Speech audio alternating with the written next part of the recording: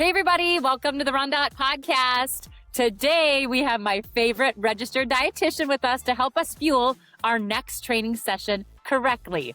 Her name is Jillian Thoren, and she shares the same zip code as me from St. Paul, Minnesota. Jillian specializes in helping runners, skiers, cyclists, and other active individuals learn how to best fuel their bodies for training, performance, and life. She's a lifelong runner. She was a collegiate All-American in cross country at Augustana, where my dad played football, and has continued to run and train since then. Hey, Jillian, welcome back to the show. Hi, Carrie. Thanks for having me back. Yeah, I'm excited to have you. And everyone, I'm Carrie Tollefson. I'm an Olympian, broadcaster, and your guide to the world of RunDot. We treat the show like any good workout. We'll start with our warm-up questions, settle into our main set conversation, and then wind down with having Jillian answer an audience question on the cool down. Lots of good stuff today, so let's get after it. This is the RunDot podcast, the running show that brings you world-class coaching with every conversation. Let's get started with today's warm-up. Okay, Jill, are you ready for the warm-up question? Yes, let's do it. Okay, so oftentimes people have these dreams about the activities that we do during the day. I want to know if you've ever dreamt about running and what has happened while you're running in your dreams. Okay, I did think of one time this happened, not even super recently, but semi-recently. And to preface it, I have kind of been the last 3 years or so, I haven't been running as consistently as I would like due to injuries, pregnancy, all of that. So I recently the dream that I'm remembering is literally this dream of me just running on the river trail, which is my favorite place in St. Paul to run. I was running in this on the perfect day. It was the morning, it was glowing. It was that feeling of when you're just out for a run and everything feels perfect. That was my dream. It was this ideal, that's what I want to be able to do again. I miss that so much kind of thing. So it was this really happy dream. Floating We're getting the there. air. Yeah, exactly. Floating. Everything's glowing, right? It's springtime. The birds are chirping. Oh, perfect. Yeah, my favorite place to run in the world. It's not very interesting, but that's the one I could call upon from memory. And you see your tall, handsome husband running towards you, maybe with the jogger stroller and your little guy. Well, I was alone. Okay, you had some alone time. That might also have been part of the dream as well. That's so funny. I love it. That was mine. What was yours, Carrie? My dreams are not so much like that. Mine are like nightmares when it comes to running. When I read this question, I was like, oh, I don't think of these, going through the field of daisies and running on this little trail. I think of bringing two left shoes to a race, not finding a parking spot and missing the gun, all these things. And I feel like I have the same nightmare over and over and over again. Also, I remember not getting my warm-up pants off before the 4x8. And I have that dream still. I don't know why I'm not running 4x8s anymore, Jillian. So, yes, I maybe need to get a little more zen in my sleep and not be so crazy all the time. I think your running career was a lot more high stakes than mine, though. So that makes sense to me. Oh, my your gosh. racing situations. I did not. The more I go through life, the more I realize how intense I am. I am intense. Would you agree? Yeah, I think you're intense. It's one of your best qualities. Oh, I don't know. I think of that. I helped coach at Ruby's team a little bit this year, and I could see sometimes some of the young athletes whoa, okay, coach, I'll do whatever you say. So, yeah, those are more my dreams. They're kind of, I was just reading my notes. I stopped a lap short. Always had that nightmare, especially indoor 5Ks, because it's a long ways to go indoors. There's so many laps. So many laps. I used to close my eyes when I went by the lap counter because I didn't want to know. It was a little too loud for me. Yeah. That could set you up for missing a lap. For sure. But anyway, I love to run, but I do love, you got to stay on your toes. You got to be ready for it. So those are my dreams. And as I go through life, I hope that it kind of calms down and it's more of the running on the river road and just being in bliss like you. Mhm. Yeah. Let's go. Let's get into the main set. I mean, you know that this is always a hot topic is nutrition and fueling and all of that. And we just want to feel the best we can. And it's awesome that you have a big passion for it and you love to talk about this and help others. And it's really fun to watch. And actually, big shout out because you are getting ready to host a big event. Let's just talk about this real quick before we get into the main set. You are hosting a really fun event. Ruby and I were chatting last night about it with her friends, and we're getting ready to sign up. But you're kind of having like a little bit of a seminar this summer here in Minnesota. So tell us about it. Yes. A local coach and I are going to, just based on our own experience and a need that we see in athletes we've worked with in the community, just in the world at large, we are putting together kind of, like you said, a mini seminar clinic for high school female athletes and their parents and coaches and support people, just to talk more about what it means to fuel well as a female athlete and how to build a positive team culture around fueling, nutrition, body image, all of that. And, you know, keeping girls in sport as well, so that we don't run into eating disorders, disordered eating, career-ending injuries, or burnout, things like that. And again, like, this is a really big passion area for both of Maggie, my co-host, and I. So we just kind of put it together and we're going to try it out, see what happens. And we're hoping we can really get a good group to talk to and just start do more spreading the word. Yeah, I love that. And I love Maggie. On this She's topic. awesome. So it's going to be great. And Gabby Rooker's going to come, elite marathoner Yes. from here in Minnesota. But I love that you're giving back to the younger generation and, you know, lifting them up and helping them with their early career of their running. We hope it's a lifelong sport though. So, okay, let's get into this main set. How big of a difference can proper fueling have on how we feel or perform during our workout? So we are just starting off with a bang. This is the big one. Well, I think it's pretty profound. Or the potential for it to be profound is there. And I think this has become such a bigger topic in the last several years because we've learned so much more about the potential to feel and perform better with proper nutrition. I think this can be a tricky area for some because it's not like we can't go for a run or finish a run or, you know, run a race if we aren't thinking about nutrition, if we're not prioritizing it. But we can just do so much better if we do. So I think the potential is just there for it to have a huge impact on how we feel and how we perform. And I'm sure we'll get into that in more detail for sure. Yeah, for sure. I think that the thing for me was I always felt like I didn't really know what I was doing. And so I just kind of faked my way. So what do you think are the most common mistakes that people do with this? What do you think about that for a second? I can tell it's kind of like big.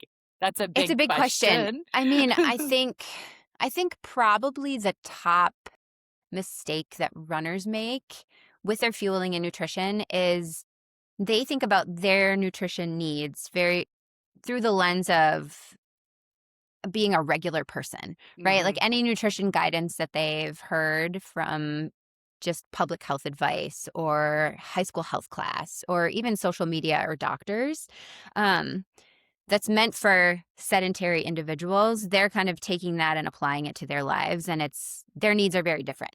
So that's a Mhm. really big one. And then it would be not appropriately prioritizing nutrition and hydration. So a lot of runners, whether they're high school athletes, collegiate athletes, or, you know, post-collegiate, amateur, midlife, you know, whatever age group it is, I think a lot of people just struggle to prioritize it. Yeah. And they're just kind of like, I'm going to get my run in, but I'm not really thinking about my nutrition. And one of my favorite phrases is, if you don't have time to eat, you don't have time to train.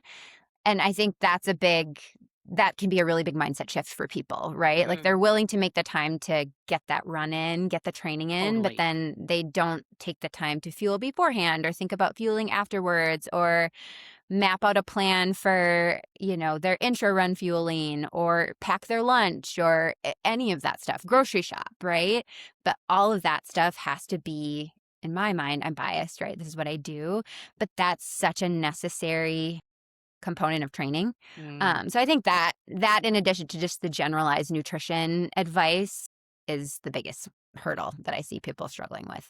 Yeah, I do think that we have been taught for years, for probably the our entire lifetime, about the workout.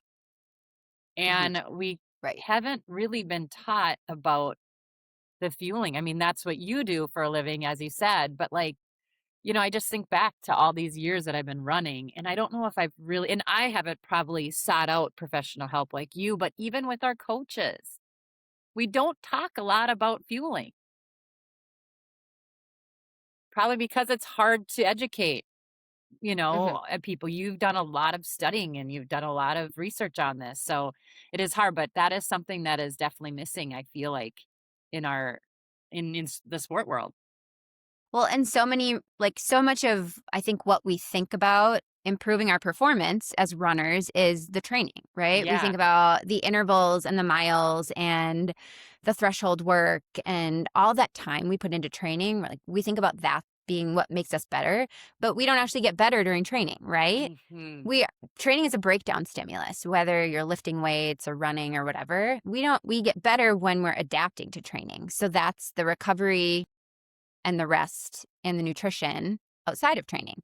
That's where we give our bodies the resources to come back stronger, right? So we can repair our muscles, and I think that also can be a really helpful kind of light bulb for runners as oh, that's why I need to actually prioritize my sleep and make sure that I'm meeting my nutrient needs and plan ahead, do that kind of stuff outside of training. Because otherwise our bodies are just broken down and we're never going to get better and faster really, or optimize, reach our potential if we're not focused on the actual recovery when we're getting better, allowing ourselves to get better. Yeah. So that I find is a helpful reframe sometimes too. For sure. And, if they listened to our first podcast, they would understand the way that you break it down and the flexibility that you have with your diet and how you plan your meals and things like that. So I think that's really important that you say it that way. Let's talk a little bit about calories. So a lot of people talk in calories, and it's sort of an easy, for me, I guess when I was kind of thinking about it as an athlete, the nutritionist that I saw always kind of wanted me to eat more. I was always a little bit underfueled, and it wasn't that I didn't eat a lot at my meals, but during, in between, I never really thought I ran long enough to fuel during long runs and things like that. It just was kind of starting. That really is aging me, but it really was just kind of starting that middle distance runners would actually fuel during workouts on the track or whatever, like they do now. I mean, now it's a huge, huge component of how people train at the level that I used to train at. So let's talk a little bit about calories going into your system before you run and how long you should eat before and things like that. And maybe how many calories, because I do think, as I was saying before, I didn't finish my sentence. Calories is kind of an easy number. Now I know it's different for everybody. So it's not like, oh, you're going to go run a 7-minute pace. So you have to run, or you have to eat 100 calories before you run a 7-minute pace type thing. But I feel like that's a number that athletes might be able to grasp or understand. So is that something that you emphasize or no? Not in this context. When we're talking about what to prioritize or what to take in or any numbers around the before, during, and even after training, I'm not thinking in terms of calories. I'm thinking in terms of carbohydrate intake. Carbs are really what we should be prioritizing at that time anyways. And so calories just don't feel relevant to me. It feels more helpful to focus on carbs, timing, that kind of thing. And maybe some electrolytes and, that kind of sodium, those types of things as well. But really, we're thinking about carbs rather than calories. To your point, calories is a whole can of worms that we could talk a lot about. But I just find it so much more helpful. And then I think too, if a runner is someone who maybe has struggled with a relationship with calories at any time, it can be more helpful to think in terms of carbs or a macronutrient rather than a number of calories as well. And let me just like dig into that. Like, why Yeah, do you okay. think that? And why Why do would I think that? someone that has maybe struggled with thinking in terms of how many calories, why do they think it's better to talk carbs? Calories is such a loaded, you kind of alluded to this, like Mhm. it's used a lot in our society. There's a lot of misinformation about calories and a lot of misuse, I think, of that number in our world. And I think it just tends to be more helpful to get away from that Yep. whenever we can. Sometimes it's really helpful. Sometimes it's really important to have those conversations. And if you're working with a sports dietitian or someone's going to help you really meet your needs, maybe that's going to be part of the conversation, Sure. assuming that's never been challenging for you in the past. But it can just be a really challenging thing to focus on for some people. Mhm. And I find that things like carbs, well, sometimes grams of carbs, grams of protein, for example, grams of fiber, whatever, they're just more neutral. Yes, I get that. Calories can carry a lot more like emotion, I I get guess. that. Too many, fear, too much. What is even too much? How much do I actually need? Comparisons. So there's just so many things I think that come up for people. But with carbs, because we've been talking now about carbs in the running community for a while now, and we're trying to kind of encourage the runners to take in carbs and Mhm. trying to emphasize their importance and the reasons why. I think I'm hopeful that we're getting this place where carbs also feel more neutral, even though I suppose carbs get a lot of grief in our culture as well. But anyway, that's one of the reasons why I I like like to it use carbs though. instead of calories as Yeah. well. I think it's great. And whatever works for the individual, I guess, wherever they stay healthiest is smart. And that's why you're so good at your job, because you are like a coach that way, where you have to have different motivations for people to get them, on the right path. So, okay, let's go back to that. So how many carbohydrates then do you think a runner should take in before a run? The one thing I'll say too, Carrie, that I should have mentioned earlier is that when we're thinking about the guidelines, like the actual sports nutrition guidelines, when it comes to pre-run or pre-workout fueling, those are also in carbohydrate grams. They're not written in terms of calories. So that's another thing that I think is really important to mention, right? Like that's also these are the true guidelines are per carbohydrates. So it's actually pretty simple. We want to think about two things when we're thinking about grams of carbs and pre-run nutrition. We think about timing, right? How long do I have before I'm going to head out the door? And then we can kind of match that to the amount of carbs that we need. So what I mean by that, and that does make it helpful, but what I mean by that is, for example, if I have 30 minutes before I'm going to actually start my run, I can shoot for 30 grams of carbs. If I have 60 minutes before I'm gonna, yeah, right? It's I like nice and that. simple. Easy. If I have 60 minutes before I'm gonna start my run, I can aim for more like 60 grams of carbs. Okay.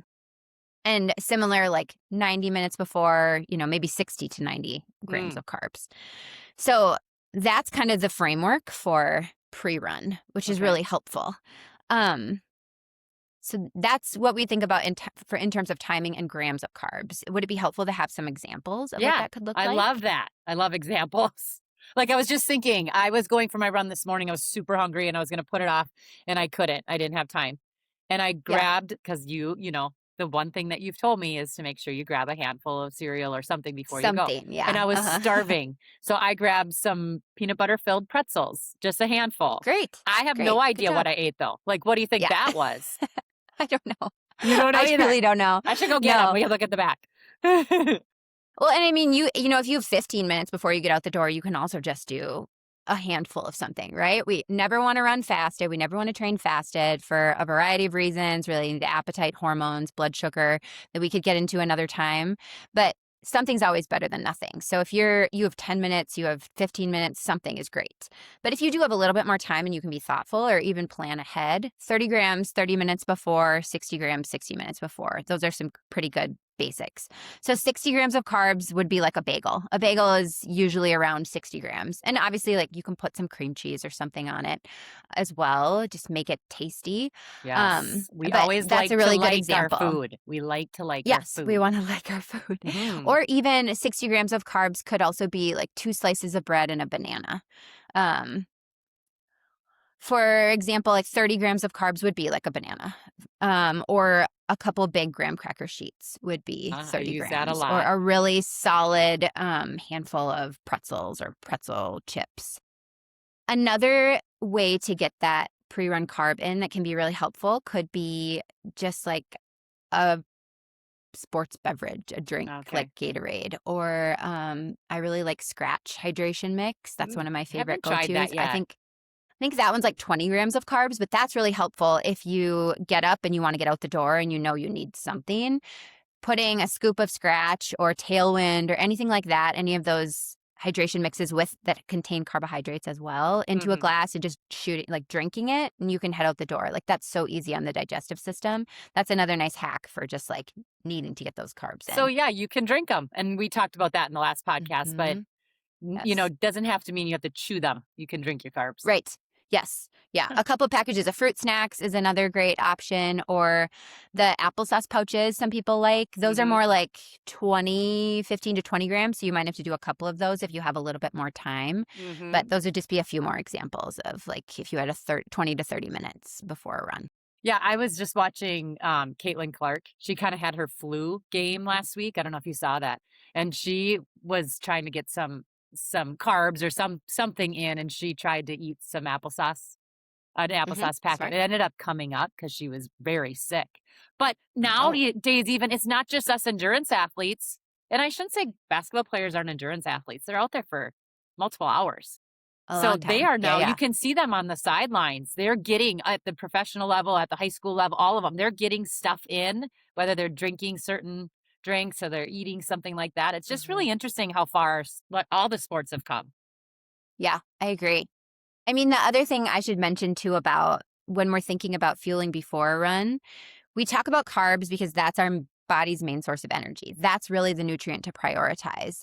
And we really want to focus on simple carbs. So easy to digest, right? Foods that are low also in things like fiber and protein and fat. Not because those things are bad, but just because all of those nutrients delay what's called gastric emptying. So those are gonna make food sit in our stomach a little bit longer. When we head out the door to run, our blood flow leaves our digestive system and goes to our working muscles. So we don't really want food sitting in there. And that's why prioritizing simple carbohydrates, and even foods that might be more processed, which this could be a whole other discussion as well, is more important and more helpful in this time window, because we just don't want a high fiber food taking a long time to digest, for example. That's going to cause GI issues. So that's where your Pop-Tarts, your bagels, your cereal are really great choices. Yes, goldfish crackers, pretzels, applesauce, those types of things are important. So I thought I should mention that too when I brought up some of those examples. That's why I mentioned some of the things I did.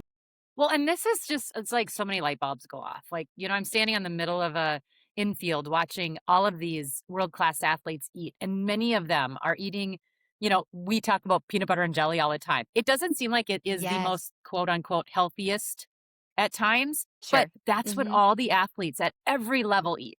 Goldfish. Tried and true. Exactly. You're talking about, having different fruit snacks. I mean, it seems kind of like, is that for real? Like, is that but it is, and it is okay, and it's good for us at times. I love that mention of that's what world-class athletes are eating. I think sometimes people need to hear that, you know? Yeah, it's really good. Okay, let's get back into training then. When it comes to fueling during training sessions, should we always have some fuel during a run, or is it only necessary for longer and harder sessions? Yeah, this is a great one. And you mentioned, Carrie, kind of years ago when you were running, this was just kind of starting to become a thing. And same, when I was running in college, we didn't fuel a single long run. Never. It was just never a conversation. And we were running 16, 18 miles. I would never think about that now. So when I'm thinking about this question, should we always fuel, what what duration do we need to be thinking about before when we're starting to think about, do I take something with me? I typically say, I don't think about miles because everyone's pace is different. What someone might run 10 miles in a certain time, someone else might run 10 miles in a completely different time. So we want to more think about the amount of time we're out there. So I usually say anything over 60 to 70 minutes, we want to fuel. 60, I would say closer to 60 if you're going to add intensity, because when we add intensity or you're doing intervals or threshold or something like that during your run, that also increases the use of glycogen, increases the carbohydrate need of that run. So if you're doing, again, something that's 60 plus minutes and it does have intensity, I would definitely fuel that. Otherwise, if it's just an easier long run, maybe you could do 70 minutes as kind of like your cutoff. Like, okay, now I should be fueling. The one thing I will say about this is that no run is too short to fuel. This is something that I've been thinking a lot more about because I think a lot about things like energy availability and the importance of just carbohydrates for recovery. If you are somebody who wants to bring gel along or some chews along for a 40-minute run or a 45-minute run or a 30-minute run, I think you could definitely do that. There's no harm in that. It's not going to, create a situation where you're all of a sudden doing too much or eating too many carbohydrates. You potentially are just going to recover better. And this goes for any fueling during a training session. You're going to recover better, and you're also going to be working on that gut training and that gut tolerance, which is a big part of learning to fuel on those longer runs and also just preparing for any race situation where you would want to fuel. But anyway, you can fuel any run, honestly. But when we start to think about when we really, really want to be fueling those runs, anything over 70 minutes. And that's because we can store enough glycogen or that carbohydrate in our muscles for about usually 90 minutes of running. And we don't want to get to that point before we start fueling where we're out of glycogen, because that's that bonk that we feel and nobody wants to get there. We always want to be ahead of it. We always want to get ahead of it with fueling. So for sure. It is 60 not to 70 fun to bonk. minutes. Not fun at all. It's hard to come back from too. It's really tough to even if you would take in nutrition at that time, it's tough. Did you remember when you ran your ultra or whatever out at Afton and it was a tough day. It was a hot day and you did kind of bonk. Or I don't know even what I took in. Yeah, I was wondering. I think I had a handheld. I think I had a handheld with me because I remember tossing it, and I think I had some scratch or something in that, but I probably didn't take anything else. I mean, I have talked about this before. Mistakes were made at that race. Which is almost great that it happens to you too. Even happens 100%. to the people that know how not to bonk. It happens. And too, our bodies are different at times. Like you don't know what's going on that day. It could have been something else too that led to that, but it was just interesting to hear. I think you and I went for a walk or we were running or something, and you talked about that, and it was kind of a strange feeling to have that happen. I've had that happen at the end of a marathon too, where I thought I was seeing Jesus. I was like, I am walking into the pearly gates right now. Everything was like white and whatever. Yes. I mean, in hydration, as I'm talking about my handheld, that's a whole other topic as well for hydration during a run. And do we carry it with us, and how important is that too? But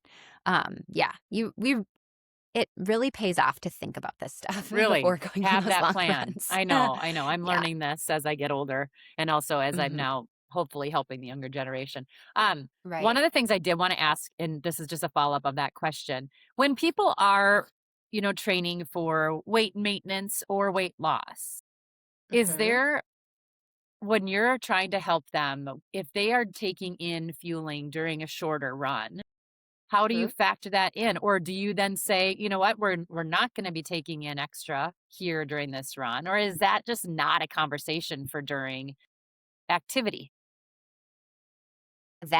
Yes. And this might sound weird, but I kind of don't count the carbs that we're taking in during a run toward that daily total. I see. We think about that as fueling. It's helping to fuel the work, right? Okay. But if we're really focused on weight loss or weight maintenance, we're actually going to focus even harder on fueling training, like Okay. really, really fueling training really well, like being very well fueled beforehand, fueling super well during, fueling really well afterwards to maximize that carbohydrate availability so that we don't start to see signs of REDs or low energy availability, even if we are at Okay. a calorie deficit, maybe the rest of the day. I don't, so that feels like a really, really important thing. Then I think to your point, I think a lot of people would be like, oh, well, that's an easy throwaway. Wait, I just Yeah. won't do Yeah. that. But that's actually even more important in that Interesting. case. I love that. Okay. Good. Yeah. That's a whole nother conversation. We had a lunch of 'em. Yeah, for sure. Just I know that you've talked about a little bit of what we should use or what we could kind of use during, but give us just some fueling examples for during the middle of a 60 to 70-minute run or long. Like types of fuel you would Yeah, want to what use? would you do? What's your favorite thing now to recommend? Mm-hmm. Well, Like there's gels, so many. bars, drinks, what There's is just so many options on the market, to your Yeah. point, right? Like there are drink mixes that have carbohydrates in them. There are chews, there are gels, like you said, there are bars. Some people like to prefer real food. There are all different textures of gels, all different flavors of gels, right? So really, there's two factors that I would want to address with an athlete. One, what is your fueling goal, right? Like how many carbs are you trying to take in per hour? And I know we're going to get to this later, but thinking about that and then thinking about how to get there, basically like what combination of products or what specific product do you want to use? How many grams of carbs does that have? How do we work that in? Yeah. But then it's really about preference, right? Yeah. I think so. Someone could recommend, I could recommend any gel that, let's say, I like, Mhm. right? Say it's a, I don't know, black raspberry goo or something like Mhm. that. And I could be working with an athlete who hates raspberry or really hates the texture of goo, for Texture, yeah. example. There's just so many factors, right? Everyone has such different preferences. So they have to like it, right? It's already challenging to take things in on a run. Mhm. If you don't like it, absolutely not. No. So you have to want to take that in, right? Yeah. And kind of at least somewhat enjoy the experience before Mhm. you're going to even be motivated to do it. And that is one of the benefits of having so many options in a way is that there are so many different textures and flavors and forms of nutrition out there. Yeah. We don't want it coming up. We don't want to throw all No. the hard work of putting it down and trying to keep No. it in there. So that's the big thing. I think if Definitely sometimes not. people think, oh, it's not a big deal to throw up. Well, think of what you lose when you Oof. throw Yeah. up. So Mm-mm. all these No. kids after races and things that I see like getting ready to, I'm like, hold it in, try not to Oh, throw it up no. because there's so Yeah, many anxiety. nutrients in there. Yeah, so many Right. nutrients. Right. Okay, let's get back to carbohydrates just a little bit. So, how many grams of carbohydrates should an athlete try to consume while fueling? Because you talked a little bit about easy math, right? 30 Mhm. minutes before, 30 grams. 60 minutes Mhm. before, 60 grams. But what do you think about during a run? How many carbohydrates should we try to get in? Ideally, I'm trying to get any athlete who's running, 70, 90 minutes plus up to at least 60 grams of carbs per hour. There's really great research that indicates that a lot of us, we should be able to tolerate that based on gut tolerance. We can't always go from 0 to 60. We can't always go right there. We often have Might to have to train. practice, but Mhm. that's a very reasonable goal for most athletes to shoot for Oh. 60 grams per hour. So that's Um, another easy math. Yeah, 60 Okay. grams for 60 minutes. Technically, yeah, that's true. Of course, I don't know why I never thought of that. But yes, 60 grams an hour is kind of what I would hope to get everyone to at minimum. And again, that can take time. It can take a lot of working with how do we get there? Do we combine drink and food? Do we have the same product or do we do chews and gels or whatever, right? Yeah. Like everyone has kind of a different formula, but we should be able to achieve that. And then beyond that, we can definitely go higher as well. Especially if you're going to be running for more than 2.5 or 3 hours, then we do want to try to play around with those higher carb totals per hour. upwards of 90-ish to 100 grams an hour if you can tolerate it. That is where gut tolerance becomes a little bit more iffy for a lot of people. So we really want to make sure we're managing that as well. More isn't always better, especially if you're not tolerating it well. Yes. When people are on the bike, cyclists can often tolerate more carb per hour than runners just because they don't have to deal with the jostling. So that's another factor, right? Like, what's your form of exercise? But yeah, generally baseline, if I can get people to 60 grams an hour, that's great. That is a really nice place to be. And like, what do you think of when you think of 60 grams of carbohydrates? Like, what comes to mind right now for you? Is it goos? Is it 2? I know all of them are different. It really depends on the type of nutrition you're using. I'm thinking of goo is usually around, it's like 22-ish grams per goo. So that you are probably looking at 3 per hour, which is like every 20 minutes you're taking one down. And if that feels like a lot, for example, maybe you have like a scratch hydration or tailwind in your bottle and you're combining 2 goos with a bottle of tailwind, or I'm sorry, maybe half a bottle of tailwind, however you mix it, right? So those are just some examples. But there are gels that are like the carbs gel, I think, is 50 grams of carbs. Oh. So you could be taking in one of those and then maybe you have something in your bottle, right? Or there are gels that are like 30 grams, right? So maybe you could go every 30 minutes with a 30-gram gel. So it really just depends on what you want to kind of cobble together or the products that you want to use. Yeah. It is. There's so much out there, though. So you really do. It's a lot. And it's nice because I know that you do research a lot. You do practice some of these things. You've done long races. You've done short races. So you kind of know all of the things. But yeah, there's so much. Like, some of them have caffeine. Some have electrolytes. Some Right. Yes, that's another factor. Absolutely. Yeah. There's so many things to consider. Yeah. Right. What do you want us to focus on? Like, when we're talking about carbohydrates, just straight up carbs, or do you talk about caffeinated? Do you talk about ones with electrolytes? I know these It are really hard questions because you're like, there's so many different factors. Yeah, Like, are I you mean, it's running a annoying 5-hour race? Are you running a half Well, it's an hour annoying race? to keep saying like it depends, Yeah. but it always depends. I do hear from a lot of athletes that they don't like caffeine because they tend to have more GI issues or they just don't like how it makes them feel. For others, it's like it's so important to have a caffeinated gel at some specific time in their race to help them just like feel that extra shot of energy. So that really varies. And so that just depends on the athlete, right? Like if somebody is interested in ingesting caffeine, we're going to look at some of those gels. And usually it's not like, say someone's running a marathon. Every gel typically isn't caffeinated. We're kind of doing a caffeinated gel strategically here and there, but we're not fully loading caffeine because we also don't want to overdo that. That is not a good situation. Electrolytes are similar. I mean, it kind of depends on the athlete and maybe whether or not they're a salty sweater, for example, or what the conditions are going to be like, right? Like Grandma's Marathon's coming up. That race is always humid. It's always hot. For somebody running Grandma's, it might be a really different situation than someone who ran Boston, right? Where often the conditions are not as extreme in terms of heat and humidity. So maybe we're likely to train with a higher sodium gel, or we're integrating a high sodium gel or high sodium fueling in with just your low sodium gels, right? And some gels have sodium and some don't. Like it's so it's it's a lot of trial and error and trying to figure out what athletes like, but also integrating some specific characteristics. Like, are you a heavy sweater? Are you a salty sweater? Those types of things. When we're talking about electrolytes in particular. And that's why it's lots of individual variation and preference again. Exactly. And I think that's what's so cool when I'm listening to you talk is like just knowing that you're not just talking about someone's fuel plan. Like you can actually, you are definitely someone that can coach, even just endurance athletes. Your husband coaches for a living. Like this is stuff that you live and breathe. And so it's really cool that you can be listening to somebody that you're working with that says, I am totally bonking at mile 18 of the marathon.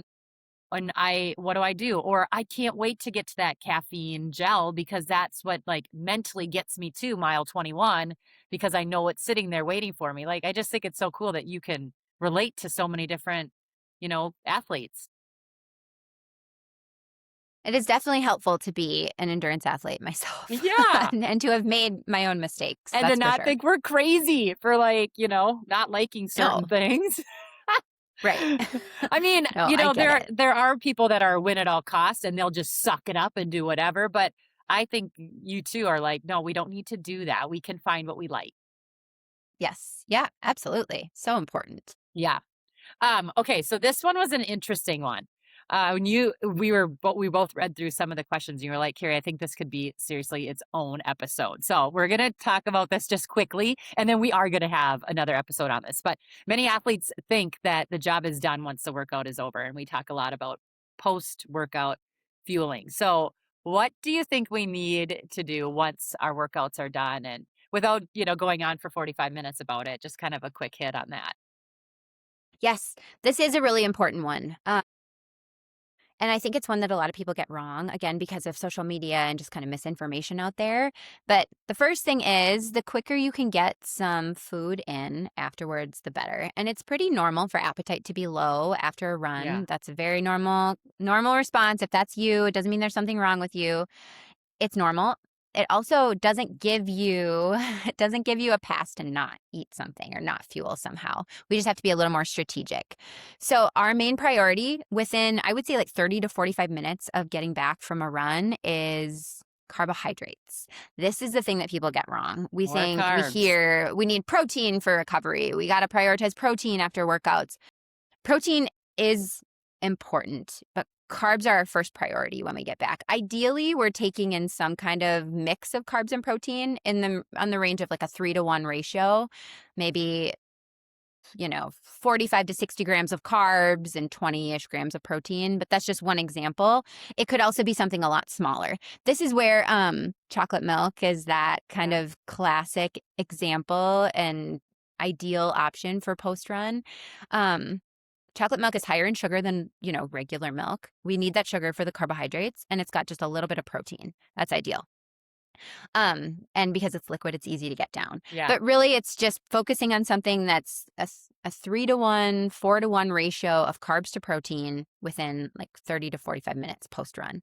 Yeah. If that's not a lot, again, that's okay. You have a bigger window to then get that full meal in. But if you can just get something in, that's really going to help. It's really going to help to optimize your recovery and optimize that restocking of the glycogen that you just depleted on your run. Our bodies don't need insulin to take up the carbohydrates that we take in that window. And that's really important because really we can kind of take up even more efficiently and restock our muscle stores than we could at another time. So that's kind of the reason to prioritize those carbs right after. And that little bit of protein then just like gives us a little boost and start that recovery and repair process as well. So even for like parents out there that are, worried about their kids and their sugar intake and things like that. Like for instance, like Greer, who's 10, right? My little guy. Mm-hmm. When they play as hard as they do, and they're outside in the heat and they're sweaty and whatever. I mean, it's important for them too. Like that's where chocolate milk should be like praised and say, let's have that, because you're saying it's not just the milk that we need. We actually do need a little bit of that chocolate because it brings in other ingredients. Right. We need the carbs. You need the sugar. It's really important. And that's a really great place for simple sugars as well, because we want it to be able to get into our bloodstream as quickly as possible through our digestive system, into our blood, into our muscles. Yeah. So I would rather have somebody have fruit snacks than, I don't know what a good example would be. Broccoli for sure.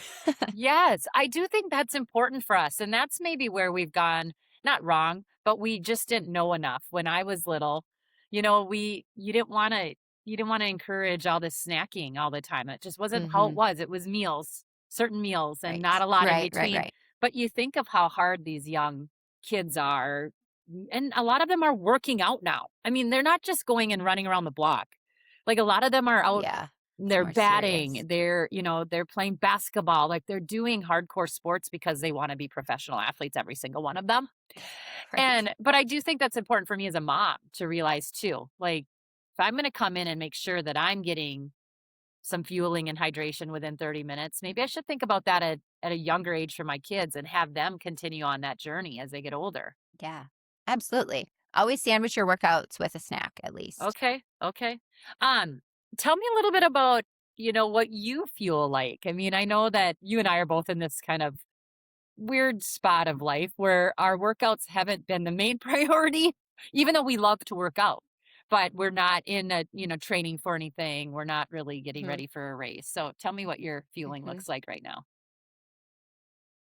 I typically run in the morning, so if I can get up and have kind of a wake up snack, that's what I'll do. I don't Okay. usually get to run right after I eat, so I try to have something a little bit more substantial, kind of like I was talking about before. My go-to is usually a bowl of cereal at this point in life, which is my favorite. I love Life. Maybe I've said that before, Life cereal. And do you add So sugar I'll to have it that. or do you add something else? No, I just Just straight cinnamon up Life life. is what I've been Ooh, eating. cinnamon Yeah. life. Okay. Mhm. Mhm. And then maybe like an hour and a half later, I'm able to get out for my run. And then after my run, I'll have like a full breakfast pretty quickly. And I just try to do it even if my appetite's not great because that's kind of my window. And I know that if I don't get it in now, I'll be hungry later and you've got to get on with the rest of your day. So then trying to think of what kind of my go-tos have been. I've been doing like a bagel with peanut butter, and I really like yogurt, so I'll do yogurt and berries. That's my carbs, protein, and color, that There full you go. performance plate that I go for. But trying to get all those nutrients in, right? Hmm. Um, if it's kind of the flip side where I'm running later in the morning though, I will eat a little bit of something before I go, kind of like we talked about earlier. I'm trying to think of what are my go-tos. We have fig bars around. I like a Yeah. package of fig bars Love before I go. those. We like those as pre-run, or graham crackers are a big staple as well. I Us think too. those are really nice for pre-run. And then after I get back, again, I would do like a bigger breakfast. Hmm. Or if I can't have breakfast right away, I would have like a little bit of something. We often have chocolate milk around, so that's a pretty common one that I Yeah. would get in. Or one Pop-Tart. I would do like one Pop-Tart and then eat my main meal later because Uh-huh. we're trying to keep those around for extra carbs as well. Yeah. But I mean, it sounds pretty easy. It's not really Yeah, complicated stuff. I no. think that's where Mm-mm. I've been pretty, I mean, I always feel bad like saying my diet is not so great right now. And you're always like, Carrie, there's always something we can find that's good. Like, Yeah. I like a Dr. Pepper. I like it after a run. It's the best. Like Yeah, great. after That's actually really helpful. Look at you getting those carbs in, yes. And I right? mean, I maybe have a little too much of them, but I do love that. And I am one that will grab a handful of chips, but I think every single time it's so funny. You are in my ear a lot of the time. Good. And it's good. It's always good. Like, no, there's something, but I do think about what am I going to do that is a little bit more healthier, a little bit Mhm. that's, going to fuel me more than just kind of make me feel like I got something in. So I'm not as great right now with my planning, but that is a goal for the summer. That's what I wrote down on here. My goal is That's a that I'm going great to have my goal. kids home this summer in a week, and they're old Mhm. enough now to help me prep a little bit more and Mhm. do some better planning around our activities and things like that.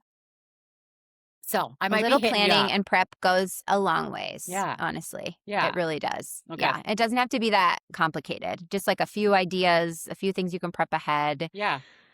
Figuring out your preferences and what works well is Yeah. so helpful. Yeah. Like I'm craving right now some protein balls. And I know that sounds like something that is, you have to be really organized to do. It isn't really. And those are fun for the No, kids yeah, to they're make. so fast. Yeah. Yes. Those are really So quick. we're going to do Mhm. those. We're going to do those this week. Um, I want to know how we can find you, how someone that's listening here at RunDot can actually be like, I want to work with Jillian, or I just want to have a consultation with Jillian.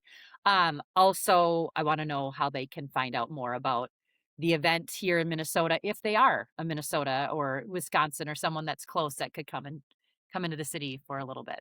Yes. Great question. So for one-on-one coaching to work with me, to do a consult, you can just head to my website. It's jillianrd.com. And then I have all my services and all my resources on there for you. I'm on social media at jillian.rd. If you want to get my vibe on Instagram, sometimes people find that helpful to just get a little bit more of my the kinds of things I like to talk about. Just get a little bit more taste of what I'm like and what I talk with athletes about. And then for the event called the Fast and the Fueled, that page is also on my website. So that's linked on there. If you just go to my website, it's right at the top. You can click on it for more info and for registration and all of that. So website should give you everything that you need.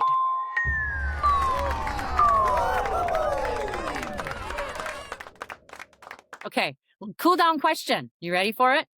This Yes. comes all the way from California. Florence is asking, she says, I'm hearing that collagen can make a big difference in ligament and tendon health. Sounds helpful for us runners. If collagen is something we should use or consider in working into our, is collagen something we should all consider working into our diet? Or is it for a specific population of runners? Yes, great question. I would file collagen under my list of can't hurt supplements. Okay. I don't think everyone needs to be taking it, but it can be helpful. There's particular utility to collagen in the context of a tendon or ligament injury, especially when we think about the timing of taking the supplement. So ideally, it's something that's taken, the collagen supplement, with a source of vitamin C, and some collagen supplements now include vitamin C, so that could be something to look for.